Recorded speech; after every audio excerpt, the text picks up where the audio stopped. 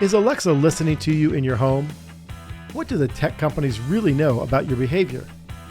We are going to tackle that today with one of the thought leaders in digital marketing, a former senior vice president at Bank of America and a former head of marketing at Choice Hotels. Today, we welcome Brent Bouldin, partner at New Media Advisors. Stay tuned for this week's edition of the Marketing Chief Podcast.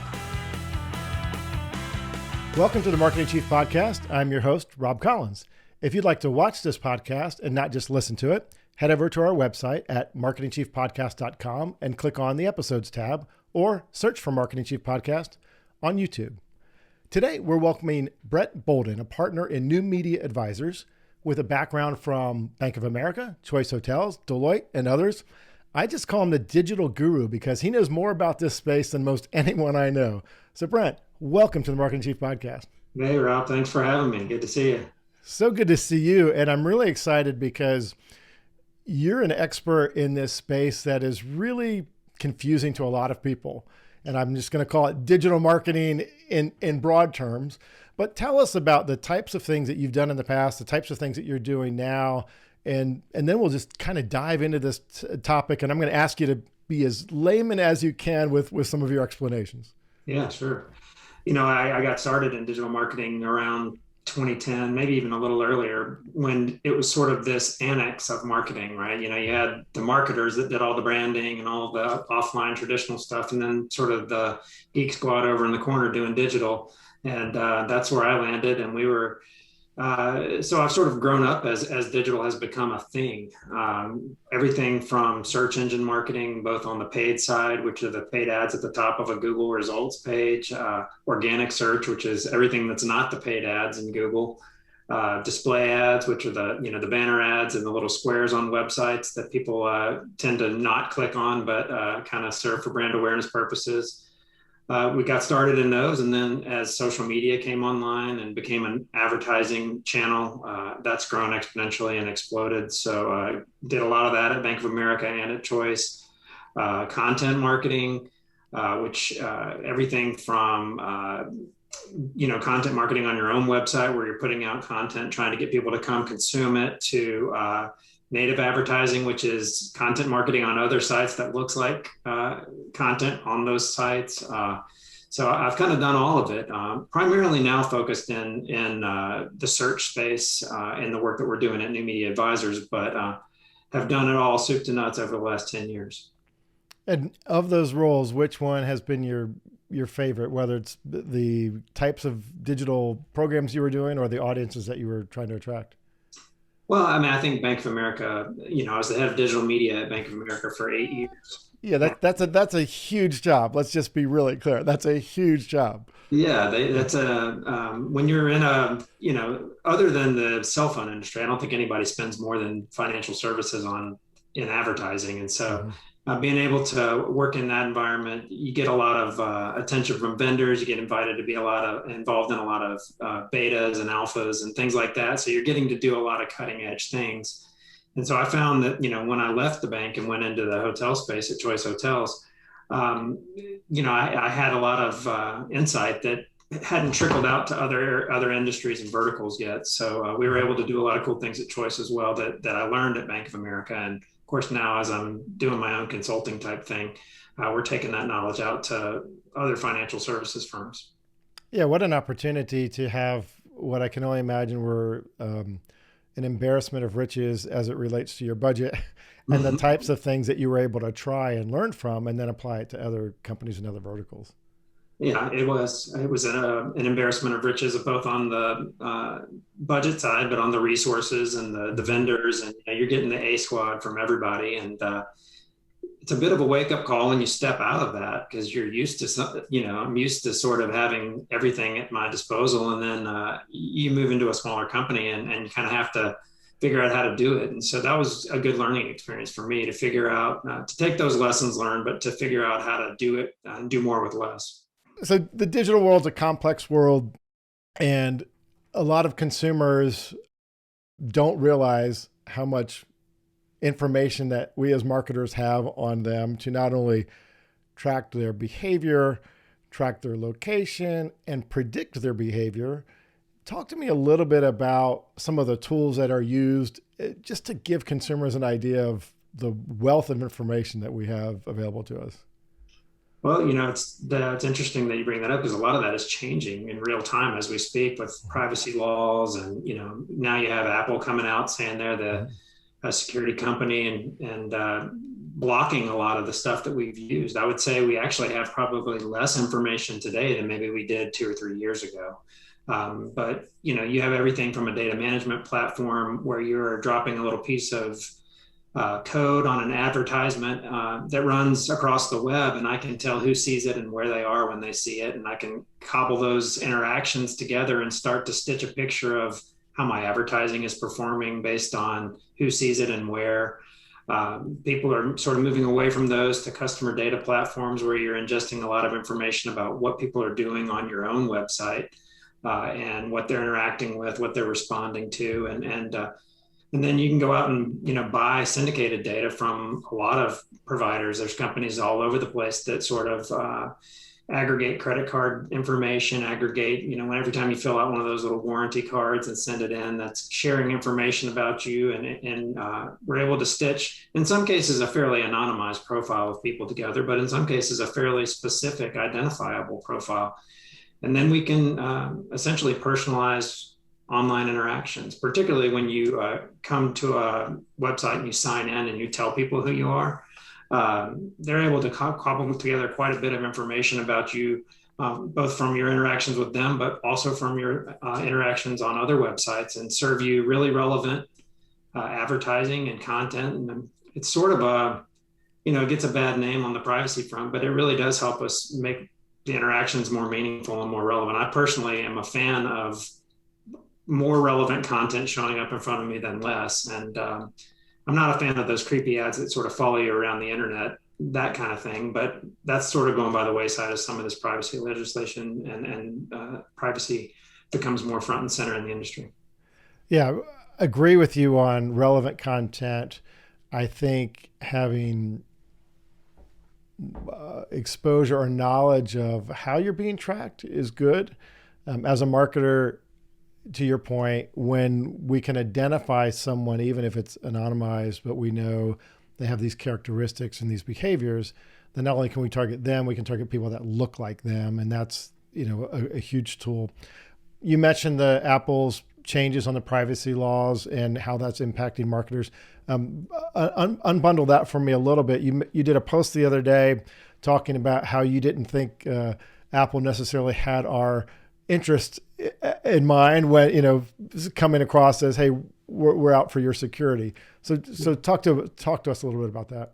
Apple has specifically come out and changed the way that ads and data, the way that data is collected in the iOS operating system. And the post I made the other day was that it's a little self-serving, because if you sort of peel back a few layers, you start to see that they're not applying the rules to themselves the same way they're applying it to other people. And so a little back history, Apple was in the advertising space in the early 2010s and went out of the space in 2016, and has been sitting on the sidelines for the most part, watching Google and Facebook and Amazon collect all the riches from digital advertising. And so I sort of view it as a way for them to get back in the game and sort of cut the others off at the knees a little bit. iOS is a huge chunk of mobile, and so if they can bend the rules in their own favor, get some good publicity for being privacy centric, it's a win-win for them, and it also handicaps their competitors. And I think that's what's really going on. And changing their logo to have a little lock for the Apple. I noticed you commented on that, which I thought was really funny. And talk about how it really is impacting Facebook and why they're so up in arms about this change. Well, I mean, Facebook is a great example of a platform that collects a ton of data about you and serves you really relevant ads. I mean, I think we've all had that moment before where we're talking to your family about something, and you log onto Facebook and there's an ad for it, and you're wondering, they're so good at it that at times it feels like they're listening to you. And so Yes. I don't think they are, but I do think they have really good algorithms. But when Apple puts these rules in place and starts blocking some of those data collection mechanisms, Facebook's ability to serve relevant ads goes way down. And Yeah. so, Sorry, go ahead. I think that's what they're trying to do. They're trying to make Facebook less good at what Facebook's good at. It's interesting. Have you seen the movie Snowden by any chance? Yeah. So I do wonder if they're listening to us. Watch that movie Snowden, and it'll open your eyes to some things that are going on. And sometimes you go, yeah, I don't think I did anything except talk about that in my family room. Was Alexa listening to me, or Siri was listening to me? I think the jury's out on that answer to that question for sure. It has not been well publicized, but I did read about a case a few years ago where the evidence in a murder trial was the recording that Alexa had of what was happening in the room, and so it was subpoenaed and submitted as evidence in a case as proof of the fact that Alexa is always on. Mm-hmm. It has to be listening to hear the keyword. So don't think it's not listening.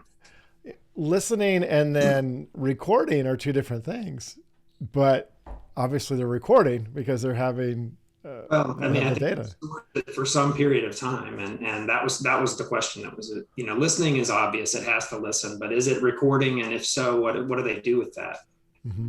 In marketing, we used to go out and find consumers and find channels to reach them, and now it's more about being found and really intersecting with customers where they are, even where they might be, and kind of on the device that they're currently using. How does that impact the efforts that you're using for your customers, your clients? Yeah, I mean, I think we're coming up with new ways of finding customers. I think going back to some of the changes that have happened. Um, Everybody's heard of cookies. They're a little piece of JavaScript that's dropped on your browser. It sort of identifies you as you move around the internet. And as those become less prevalent because they're being blocked by an operating system or a browser is no longer using them, you're starting to see things like location-based advertising, where a technology company will give me the ability to target everyone in a specific zip code, or sometimes it's even tighter than that. It's within a certain radius of a building or something like that. And so we're starting to see those types of techniques adopted more frequently because it's getting harder to do it the old way. And so from a paid advertising perspective, at least, that's one of the major things we're starting to see is the use of these geographic and other ways to identify people that aren't necessarily tied to their browser and what they're actually looking at that moment in time. You're starting to see capability to serve real-time digital ads over your connected devices like Roku, Amazon Fire, and things like that. That's another big trend that we're seeing with our clients. And then, you mentioned being found. We're obviously big believers in developing content and experiences on your own site that bring people to you and allow you to sort of, once somebody comes to your website, the rules change, right? They're in an owned environment. And so all these rules about what's allowable and not allowable sort of go away once you have somebody in your own ecosystem. And so I think that ups the importance of owned channels a lot. I did see a while ago, a few months ago, I think it was one of the pizza companies that, and you'll have to unwrap this from a technology standpoint. If the competitor was doing an over-the-top ad, that somehow they were then able to deliver the ad on a mobile device. So in other words, if Pizza Hut was doing an ad over the top and you were watching it through Hulu, and then you'd get an ad for Domino's on your phone. Is that at all ring a bell, or is that in my fantasy land somewhere? I think there's a couple of different ways that you could do that. Obviously, there's most people don't read the terms of service on your smart TV, but Right. some smart TVs do have the ability to sort of audio recognize the ads being served and serve different ads subsequently based on what ads you've already seen. And so that's really interesting. Yeah, that's my guess. Is it's an audio signature type application that allows you to sort of pivot your ad strategy based on what the users already quote unquote listened to. So the TV can record or hear. That's what you're saying. It has a microphone. Yes, I know that. I don't recall which manufacturers are doing that, but it's in the terms of service of several TV manufacturers. It's specific to certain smart TVs, but when you opt into the smart functionality, part of it is listening to the content being shown. You take something like, hey, I've got voice command on my TV as a really cool thing. And then all of a sudden you realize you've just given up some privacy or, Well, again, I think it's that trade-off, right? I think people it in is. general want, as long as you're not using it in malicious or underhanded ways, and you're not being transparent about it. I think if we're able to make a value exchange, it's good for both of us, right? It's good for the advertiser because I can get it in front of people that care, and it's good for the consumer because they're getting, they're not getting ads for products that are completely irrelevant. Yeah, that's fair. I think if it was clear to everybody, it would be even better, right? Because to your point, who reads the terms of service? Nobody Well, goes through that. that's the catch. That's the dilemma, right? I mean, Hmm. marketers get a bad rap for, oh, you're collecting data and you're doing all this stuff with it. And is it my fault that no one reads the terms of service? You looked it into it. You said you hit okay, and I get it. Nobody reads it. I don't either, but I don't know a better way. Right. You mentioned a minute ago about content on your own website and how that drives visitors. What kind of philosophy do you have to create compelling content to get people coming to you? Well, I think the days of creating content for the sake of SEO or for Hmm. the sake of being found in search engines or just for its own sake are gone, right? When I first started doing content marketing at Bank of America, you could publish an article, 7 ways to save on your next vacation. And it was novel and nobody else was doing it. Now it's just a dime a dozen. So Hmm. I do think that, but every brand has a unique voice and a unique story. And you and I both worked in brands where there's subject matter experts in house that whether it be in the restaurant business talking about the food and the way it's prepared and served, or in banking whether it's talking about sort of what makes a local community bank unique and the stories of the people in the community they've helped. So those are the types of stories that work really well for bringing people into the site, both because it's not something that every other website has, but also because it's people like stories. People want to hear authentic stories and authentic voices. We constantly are harping on the fact that you write for people, not search engines, and Google's getting good enough at determining parsing out what's good for search engines and what's good for people, and indexing towards what's good for people. And so figuring out what those stories are sometimes takes a little bit of time, and it takes a little bit of coaxing brands to say, no, you do have the authority to talk about this, and this. Because a lot of brands are like, I don't really have the authority to speak on that topic. And Hmm. human stories are human stories, and brands would benefit from telling more of them. How does Google figure that out? Decide who has the reputation or the brand to do it. And I know that recently they changed their algorithm, which changed a lot of SEO stuff. Maybe you can talk about that as well. Well, there's a lot of signals that you can bake into the content itself. It starts with, like I said, writing good content that's written in words that people use, not sort of trying to trick search engine, stuffing a bunch of Yeah, not in keywords every fifth word, right? right, or little tiny text at the bottom of the page, or trying to do all these Right. tricks that used to work 20 years ago. But I think that there's other things. It used to be sort of people were apprehensive about citing external sources and linking out to external sources. Well, Google has basically said the more you prove that you're a credible source by citing by showing us your sources, the better you'll do. And so people have started to put more citations into their own content and be less apprehensive to say, well, I don't want to create a hole in my funnel by linking out to some other website. Now it's sort of becoming best practice to do that. It's also really good practice, and brands have always been apprehensive of identifying an actual person as the author. Like Mm-hmm. nobody thinks, Bank of America does not write a piece of content. It's an entity, right? Who is the person at Bank of America that writes that content? It's authorship and putting a real human behind the story. Is it better to be someone who's an expert and have a point of view that doesn't link out to other places for support? As an example, with your experience, I'm sure you have content that you are publishing on your website. I've read some of it, and I've read some of it on LinkedIn. Is it better for you to just do that as its entirety versus linking out to sources because you are smart enough to put it all together in your own head, right? Well, I mean, I think citing external in some industries it's more important than others. So Google has a thing called Your Money, Your Life, which is basically if you're in the medical space, if you're in the financial space, if you're in a vertical where like the content that you're producing is going to impact somebody's physical well-being or their money, it's important to have some credibility to it. There's so much bad advice floating around. During COVID, there was people saying, ingest silver and it will cure you of COVID. Trying to get they don't want to be a hub of bad information. And so in some industries, it's more important than others. And financial services and medical are two where it is important to cite sources.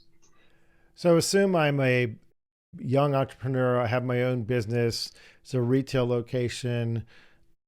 I just launched a website.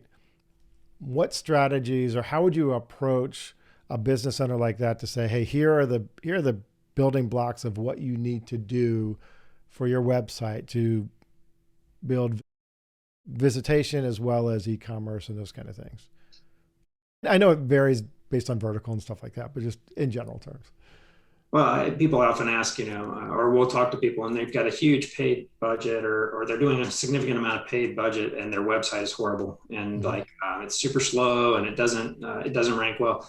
I'm a big fan of telling people clean your own house before you start paying to invite people to it. And so I always start with what the site itself, how it's built, how it's structured, from a technology. I think you can develop a basic site on WordPress and still optimize it and have it working well.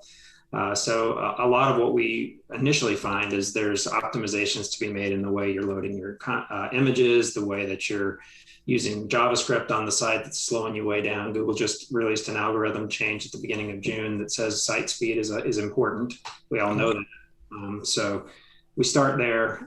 Then we start to look. A lot of sites are amazingly thin on content. You have 4 or 5 pages and you're like, I don't understand why I'm not ranking on Google. And there's not enough there to rank. Or you'll have pages that have, everything you ever wanted to know about X, and it's a 200-word article, and there's no way that's everything anybody wanted to know. It's not comprehensive enough. And so we're often counseling folks on, you don't need to develop 1,800 pages, but you need more than 4 pages of content if you're going to attempt to be competitive in the space that you're in. And so frequently we're advising on creating more content and then figuring out how to link those pages together. The way Google works is it crawls your site. It sees what pages are connected to what, and it starts to build sort of a understanding of what your site is authoritative on. And so you really do need to have a body of content and have it relevantly linked amongst itself. So if I have a page on I don't know what retail they might be in, what vertical, but let's say it's sporting goods, and I have a page that's on basketball, linking out to other pages that are also about basketball, and then connecting those pages to sales experiences and sort of stitching the site's experience together so you're not creating a lot of dead ends when people come into your website is important. That's where I would start, and then of course I think when you're first getting started in the paid media space, I think paid search is where it's at from a starting perspective. You can spend a lot of money on display advertising and get nothing from it. At least paid search, you're going out and finding people that are hand raising, looking for the product, declaring their interest in the products that you sell, and not wasting time serving ads to people that may or may not be in the market for your business. And for such a changing environment in the digital world, Google and others, it's almost monumental for a business owner to figure all that out, all the things you just talked about, which I'm guess is why you have new media advisors. That's right. So tell us about what you're doing now, what your company does, who your audience is, who the types of clients you have, and really the types of problems you solve, because having an effective digital strategy really can move and transform your business. It can. And you're right. I think the expertise, it's starting to become more prevalent, and you're starting to be able to find more of it on the market because it's been around for longer. But finding people that have done it at the size and scale that my partner and I at New Media Advisors have done is hard. He was my right-hand person at both Bank of America and Choice Hotels. Oh, great. And so we had often talked about going out and helping other companies do digital more effectively. And that's where we're focused. We started out, we've been around for about a year now. And when we first started, our goal was to just sort of be digital advisors to C-level executives that needed digital. And what we quickly found was that that's way too general. Like you need a vertical, you need a value prop that's easy to communicate. And so we've repositioned and primarily focused on financial services companies, sort of taking that cachet that comes from being the Bank of America guys, and that gets a lot of conversations. And so we're focused on everything from small community banks with 10 locations all the way up to we've got a couple of clients that are top 15 type banks. It's a two-person organization. If JP Morgan called and said, we need you to come do our SEO, two guys can't do it. So there's a certain level that we probably can't serve, at least as your agency of record. We could come in and help you do a strategy project or something along those lines. But our sweet spot is sort of regional and community banks, credit unions, and really stepping in and helping them, like you said, figure out what does effective digital look like. Would you also be someone that could come in and evaluate the resources, external resources that a company has already engaged? Maybe kind of, make sure they're spending the right way and being effective with the money? Well, that's so interesting. One of the things that we found is that at least in financial services, it's very much of a sale of the haves and the have-nots, right? Mm-hmm. The top 10 have enough money to spend. They have multiple agencies, and quickly thereafter, it drops off to having very little to any external support. And the interesting part is that a lot of these smaller players, they buy their advertising from WXYZ in whatever town they're in. Mm-hmm. And what's happened is these media companies, these television stations have gone out and built digital advertising arms. Mm-hmm. And so they get a ton of business because they're the local news station in whatever market, and they cobble together 50 small businesses into a very sizable media buy, but the reporting is horrible. You don't really know what you're getting, but you do get the opportunity to go into your board meeting once a month and say, we have ads running all over the internet. Here's a screenshot of it. And in some cases, that's all they care about. And so, yes, we're bumping into that frequently, where you go in and you're like, so what are you guys doing in digital? And they're like, well, we buy it from, this company, and we get a quarterly report on it. And it's bad. So, but some of that is a function of size and scale. Some of these companies we're talking to have 2 or 3 people in marketing, and you can't expect them to be like on the cutting edge of digital. Mm-hmm. So we're trying to educate and help people sort of learn to fish a little bit. Yeah, there aren't a lot of companies that are good at that unless you're at a certain size. And attribution and analytics around that are all over the place. I often feel when I've talked to agencies or even internal people in the past that they're talking to me about impressions and return on ad spend and blah, blah, blah.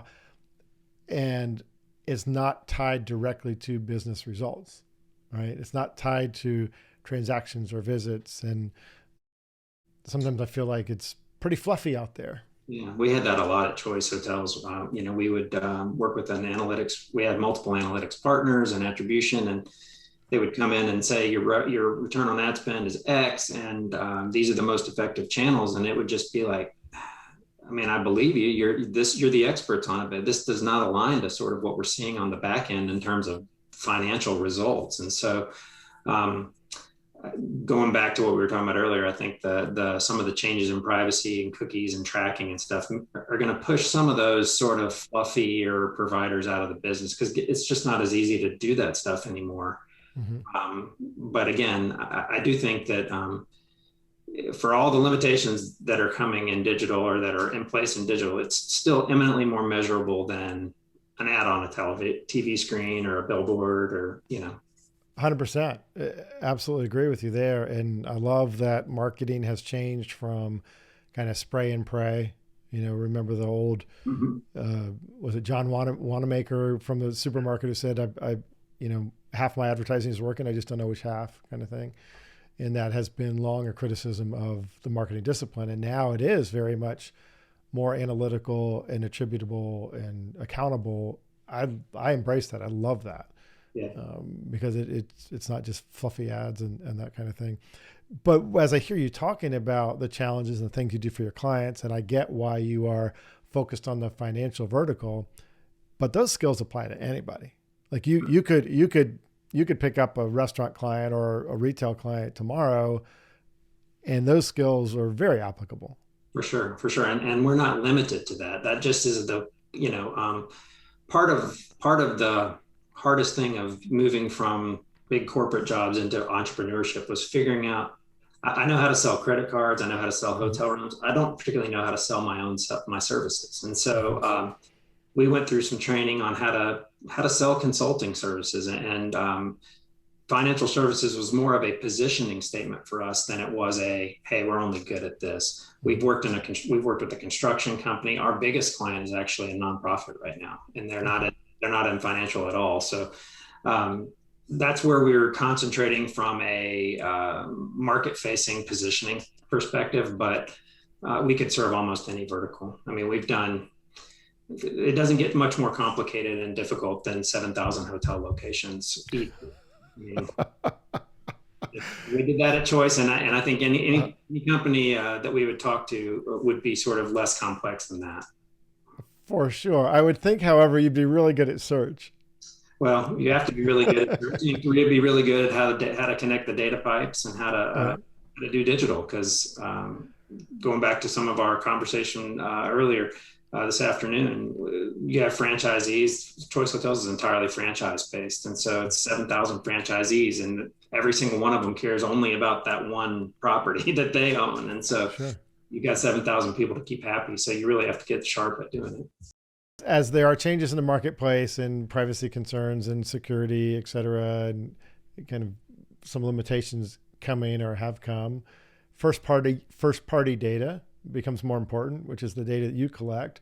What are strategies the best way to improve that for businesses?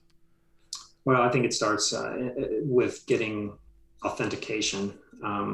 Part of the challenge that I had shifting from banking to hotels was in banking, everyone signs in, right? The reason you come to the website is to sign in and check on something. So almost 90% of the time we knew who we were talking to. Then you go to hotels, no one signs in unless they're ready to book. And so it's very challenging to know who we were talking to and how to do personalization. And so to the extent possible, moving that sign-in experience and giving some reason for someone to sign in and check your points, or, sign in, figuring out how to get people to self-identify is really critical. Having a good first party data strategy. I think people have gotten lazy over the years with I can just buy data from a retargeting company, and I don't really need to worry about sort of what happens on my own site. But really now it's become really important to have a first party data strategy and think about what you want to say to someone when you get them on your site and have them identify themselves. Did you use loyalty programs at Choice to help with that? Huge loyalty program, 40 million members. Wow. Yeah. Wow. Yeah. Wow. That's a huge number. Yeah. You said industry leading? It is an industry leading. Choice Privileges is an industry leader. It typically wins first or second in the USA Today award every year for the best hotel loyalty program because it has a ton of redemption options. You can play golf, you can go to resorts in the Caribbean. You don't just have to stay at a Quality Inn. The key for a brand like Choice, where a lot of your hotels are in the sort of mid-scale or economy brand, is people are fine to stay there and collect points, but they don't want to redeem points for that. So, what makes their program good is that it's easy to earn points on the sort of meat and potatoes hotel stays that you do when you're traveling for your business, and you can redeem them on the aspirational stuff.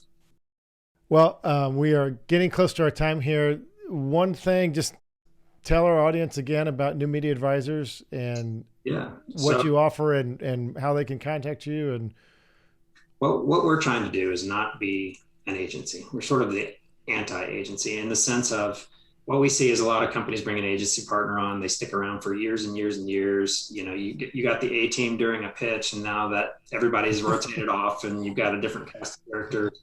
I have felt that pain. What we want to do is we want to come in, we're going to hit the ground running. We're going to give you value within the first 3 months. And at some level, 3, 6, 9, 12 months, we want to teach you to fish. This isn't a permanent relationship unless you want it to be, but our model is to come in, teach you to fish and get out. And so we're focused largely on the digital performance marketing space. I don't have a seat on an ad exchange. I can't buy your media for you, but I can come in and help you fine tune your operations if that's what you need. I can help you build a center of excellence. I can help you establish an SEO program, or I can help you figure out if you have the right butts and seats. And so you can help grow people, somebody who's trying to build a digital department, and help mentor some of the team members. Is that fair? Yes. We've been very successful at teaching people, like, people don't know what to look for. Or, I have Google Analytics, but I don't even know what to look at when I log in there. And we can sort of help you understand what matters and help you sort of synthesize all the data that you're getting from all the reporting systems that you have, and sort of make sense of how this works, so that when we leave, you're at least able to do it. You might not be a deep expertise, but enough to run your marketing department. So how can they get in touch with you if someone's interested in learning more about engaging your services? Email is brent@newmediaadvisors.com. Our website is newmediaadvisors.com. I'm prolific on LinkedIn. I post at least a couple times a week. Love to connect with people there. You and I are connected. They can go see you and find me there as well. Yeah. And I really appreciate what you share and what you write on LinkedIn. It's very informative.